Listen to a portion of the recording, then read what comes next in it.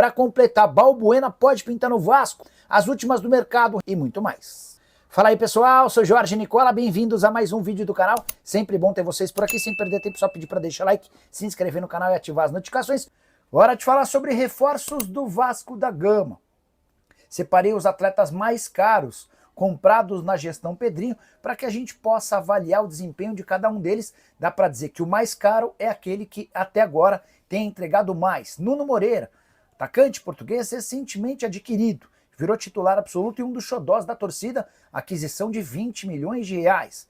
Benjamin Garré, um meio atacante, estilo parecido ao do Watson, ainda não conseguiu vingar. Foi comprado por 14 milhões e 900 mil. Na sequência, Maxime Domingues, talvez a grande decepção entre os reforços mais caros, 9 milhões e 300 mil reais. Lloyd Augusto tem sofrido com problemas de calor e também de adaptação ao futebol brasileiro, operação de 9 milhões de reais. Já o Jean Davi, que é atacante de velocidade pelo lado do campo, custou 8 milhões e meio de reais. Se você somar essas 5 aquisições, dá para contar que o Vasco desembolsou cerca de 61 milhões de reais. Só para completar em relação ao Cruz Maltino, uma lembrança. Vocês certamente se recordam de Maxi Lopes, né? Atacante argentino que vestiu e bem a camisa do Vasco, pois bem, ele acaba de comprar um time da terceira divisão da Suíça, chamado Paradiso. Hora de falar sobre Balbuena, zagueiro paraguaio de 33 anos de idade, indicado por Fábio Carille, pode ser contratado na metade do ano? Vale a lembrança de que o Balbuena tem contrato com o Dinamo Kiev até a metade do ano, ou seja, já está livre para assinar um pré-contrato. Mas hoje, o grande problema é financeiro. Apesar de estar livre, a ideia do Balbuena é manter seu patamar salarial próximo a 1 milhão de reais por mês. Vasco considera a cifra completamente fora da realidade e só vai conseguir avançar na contratação do Balbuena se o paraguaio, com 33 anos, aceitar uma enorme redução salarial. Importante lembrar ainda que o Vasco não confirma interesse em zagueiros. Antes de gravar esse vídeo, conversei com uma pessoa do departamento de futebol e ouvi, abre aspas, não há nenhuma definição até aqui sobre a contratação de atletas para essa posição.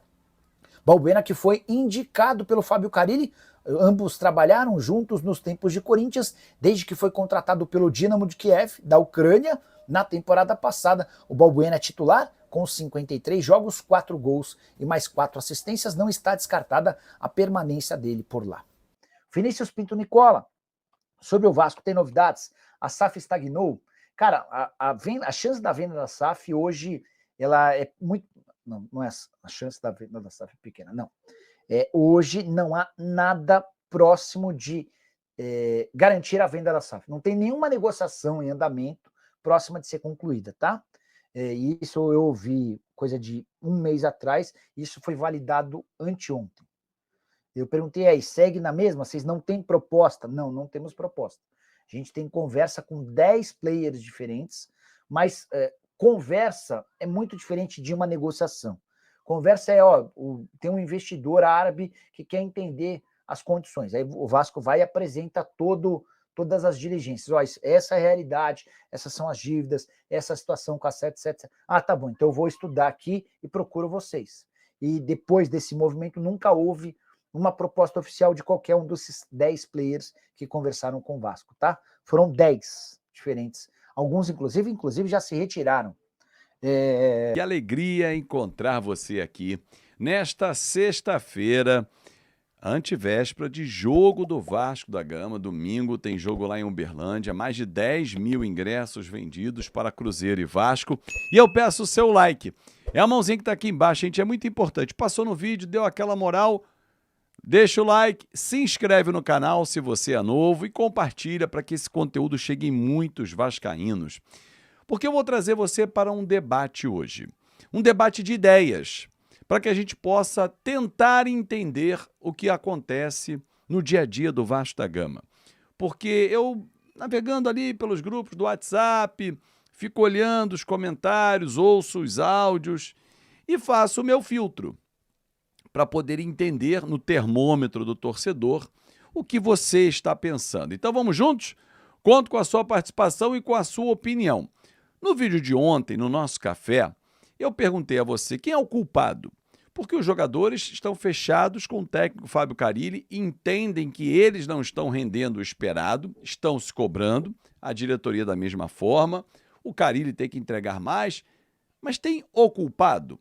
Ou a nossa busca pela fulanização, ela segue feroz?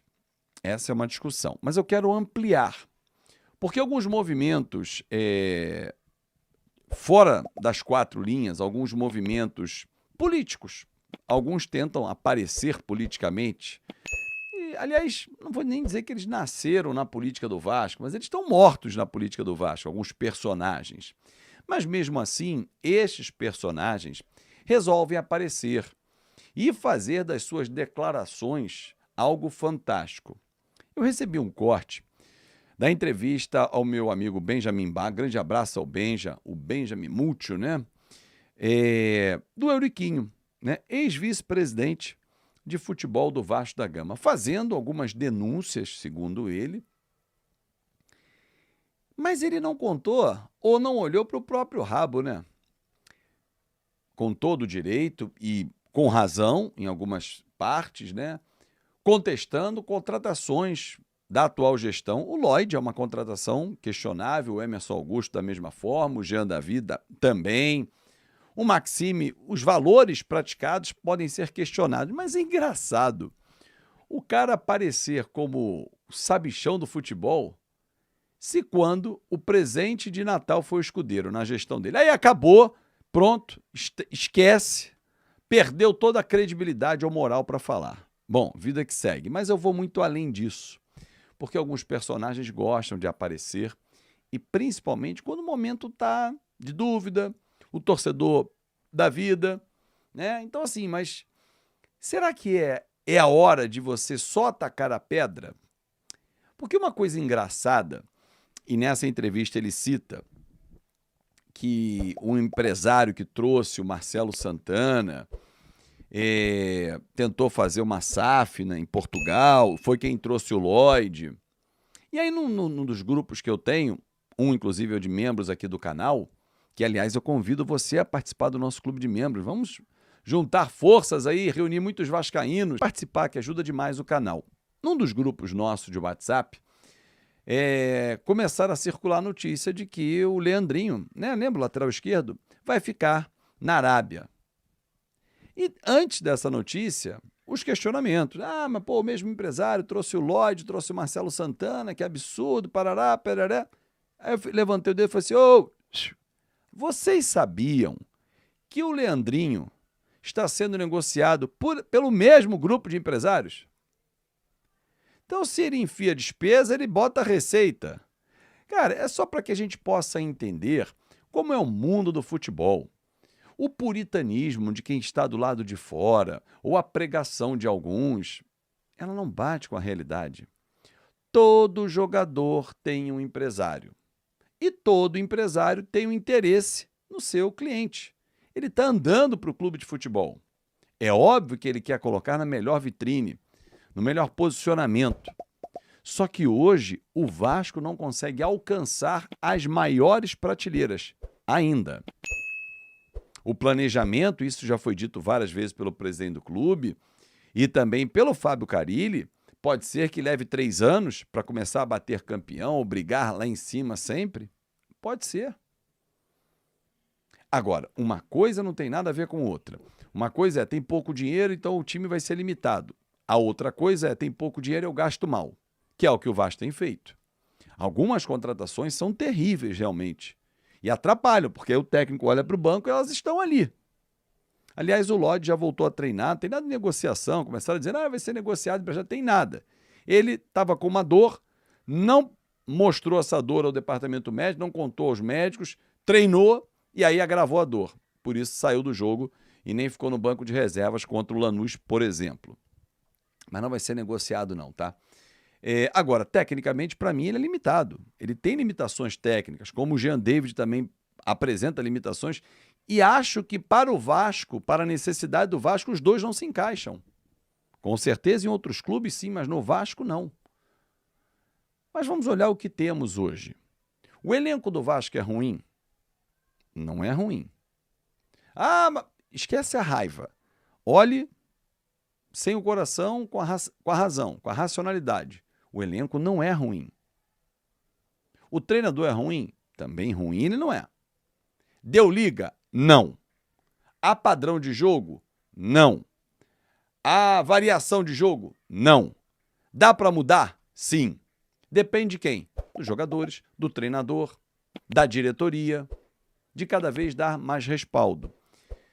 Eu divido a gestão do Pedrinho, e já falei isso algumas vezes, e repito, e para amigos também, e aqui repito no nosso canal, em duas partes. A parte da gestão, em que ele foi, tirou a 777, busca recursos, mantém o salário em dia, faz das tripas corações para poder ter um Vasco em alto nível, porém a outra parte que são as escolhas do futebol. São muito ruins. Na balança, talvez a gente pegue 2, 3 nomes e fale assim, cara, incontestáveis. 2, 3, fala, e o restante fala, ruim. Ou seja, o Vasco tem feito janelas ruins. Porém, temos que incluir nas janelas pagamentos atrasados para manter o time que foi à época contratado e não pago integralmente pelo antigo sócio. Que, aliás, daqui a 2 semanas tem um encontro na Justiça, né? O julgamento da liminar que dá o mérito aí, que dá o direito ao Vasco comandar a SAF na figura do presidente Pedrinho. Para fechar com você, torcedor, tente analisar friamente. O elenco do Vasco não é ruim, pode entregar mais, pode ter melhores resultados. Prova disso que nós concordamos que esse elenco podia ter 9 pontos na Sul-Americana. Ou alguém discorda? A vitória contra o Melgar estava nas mãos. E contra o Lanús, faltou jogar R$2 a mais para conseguir pelo menos um gol e sair com a vitória. Vamos ver. Domingo tem um jogo com o Cruzeiro, 10 mil ingressos vendidos lá em Uberlândia. Eu espero que o Vasco tenha uma grande atuação. Pô, Fábio, mas você não vai torcer pro Carille cair? Não. Porque se eu torcer pro Carille cair, eu tô torcendo contra o Vasco. E vascaíno não pode torcer contra o Vasco. Pelo menos, quem é Vasco? Quem é Vasco? Aí, meu irmão, esquece. Torcedor vascaíno, o sentimento que eu tenho é de que o Vasco, com essas contratações que fez aí, 71 milhões de gasto, como disse aí o amigo Fábio Azevedo, parece que o Vasco foi num catado, né?